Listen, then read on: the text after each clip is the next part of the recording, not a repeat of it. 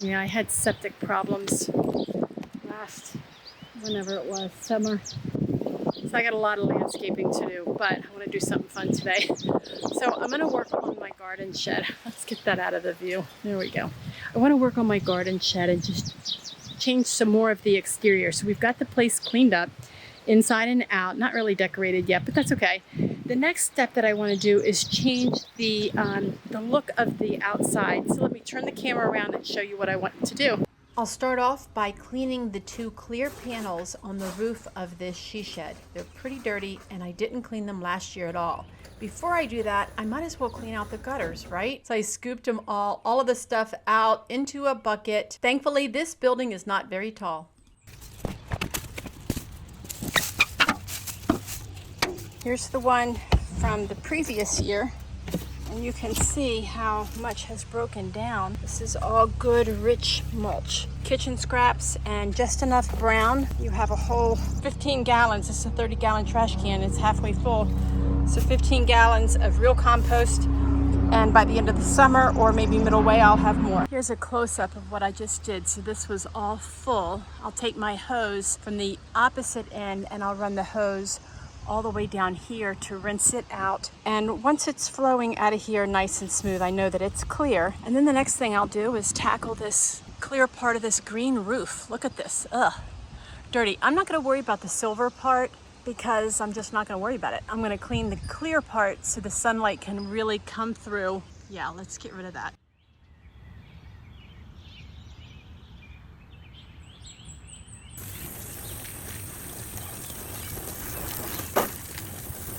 That looks much better. Even though I probably didn't reach all the way to the top, I'm okay with that. It's not perfect, but it's a lot better than that. Can you see that green here to this side? Wow. And it's just water and that soft bristle brush and a little bit of shoulder power.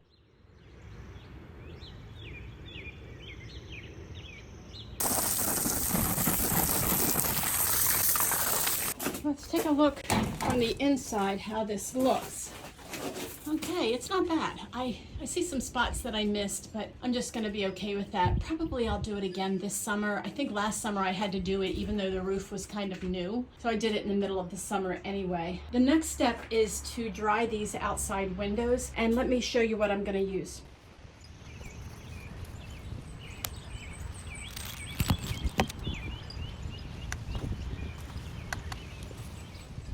Here's how I clean out these cloths, whether I'm out here or whether I'm in the house using them on windows. So first of all, I rinsed it out really good, but I still have a lot of stains. And so this is sopping wet. Then I take my bar of homemade kitchen dish soap. I'm gonna have a recipe for this on my blog and I will link it down below just as soon as I get that recipe done. Anyway, I take this homemade bar of dish soap, I put it in this cloth. You're not gonna believe the lather that this thing makes. Look at this lather already. Can you see this lather?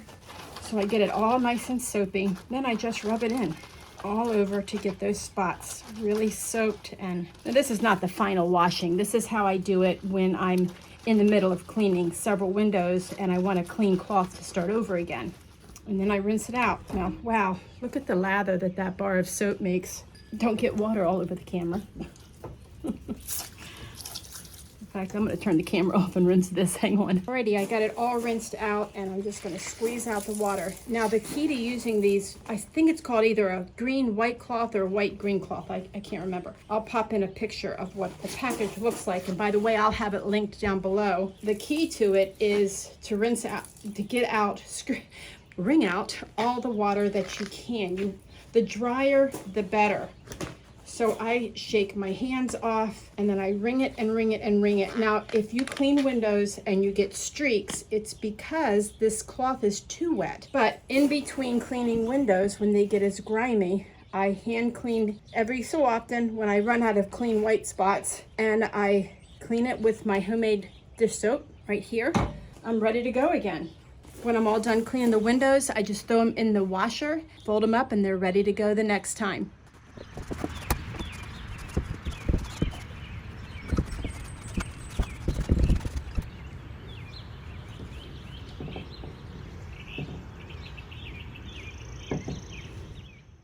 The exterior of this adorable garden she shed is clean, and now it's time to do something fun, and I'm going to paint this place. I'm so excited. Let me first tell you that we built this, my husband and I built this together in the summer of 2024 after my daughter and her husband replaced all the windows in their 1963 home and gave us the stack of windows that we could build this adorable little garden she shed out of.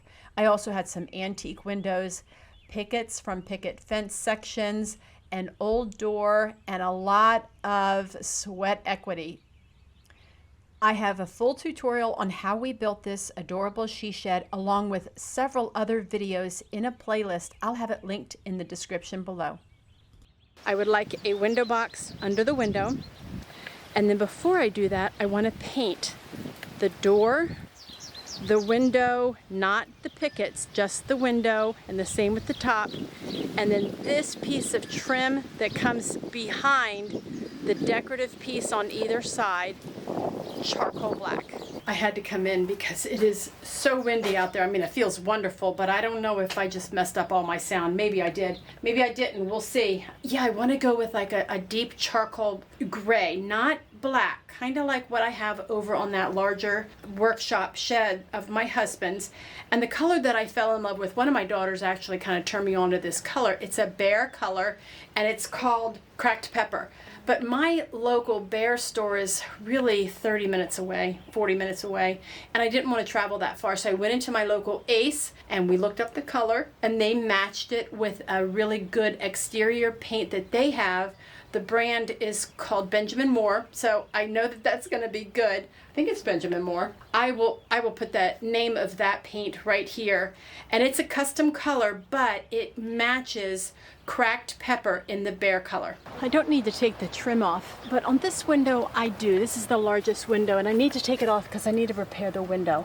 You can see here that I've got this big crack. And I think the best way to do it is to remove it from the hinges, take the window completely off, and then hang it back up there. And I'll be doing this on my own, of course, so I need to take this whole hinge off. I think I need to take the whole thing down, repair it, and then go from there. And I've already painted that top window. I love how it looks, by the way. I'm not being really careful around the mullions because I'm going to use a razor blade to scrape off. It's just too hard to go around each and every one so carefully, especially when I'm kind of reaching. I can't really reach up there, and I'd rather not get on the next step up ladder because I am a little nervous about being up on a ladder. But the next step then, see the window's out, that big window. I have it laying here in the back of my little 2x, gluing up and drying. So the next thing I could do is I could paint part of this trim. I can't get all the way up there yet without that taller ladder, but I think I'll be able to do that tomorrow. Actually, I'll hold off on that whole thing for tomorrow. And today, believe it or not, I'm gonna paint that door.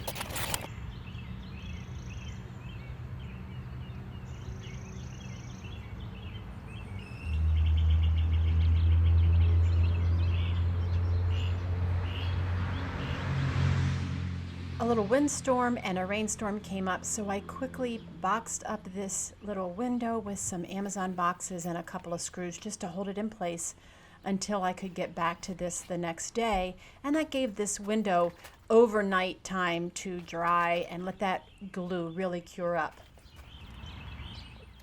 It's the next day, and yes, I'm wearing the same clothes. I like to keep on the same clothes, especially with projects like this, just to save on laundry. I don't need to dirty up more clothes. Anyway, I took all that cardboard down, and it's time to reinstall this really large window. Now I was concerned because it's kind of heavy, but I managed to get it up there between my knee and my arms, and I knew that if I was able to get one screw into one of those hinges that I was going to be okay. So I set everything up really close to me on the ladder, All the screws were there. I was ready to go, and I got everything attached on the sides where it mattered. And then I had to reinstall the same hinge, but in a different location so that I would not go in the same holes where that big crack was.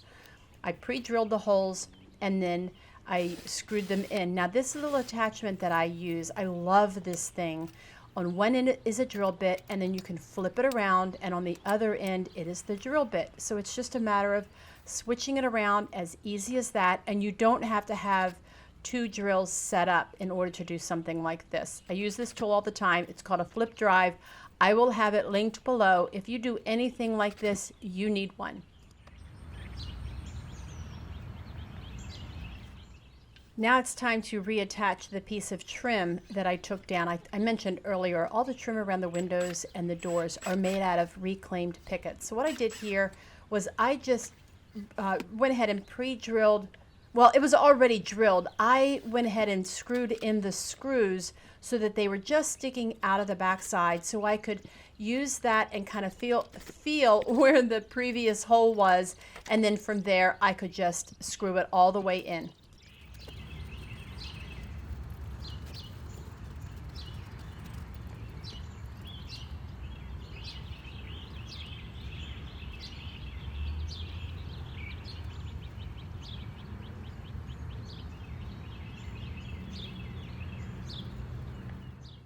I mentioned earlier that I did not take the time to put a painter's tape around each one of these panes. Instead, I just allowed the paint to touch the glass. It was okay. I took a flat razor in this holder and I was able to scrape off the edge, get really close. That worked out well. And then in the very corners, I used an X-Acto knife and I was able to get right into that corner and just clean it up perfectly.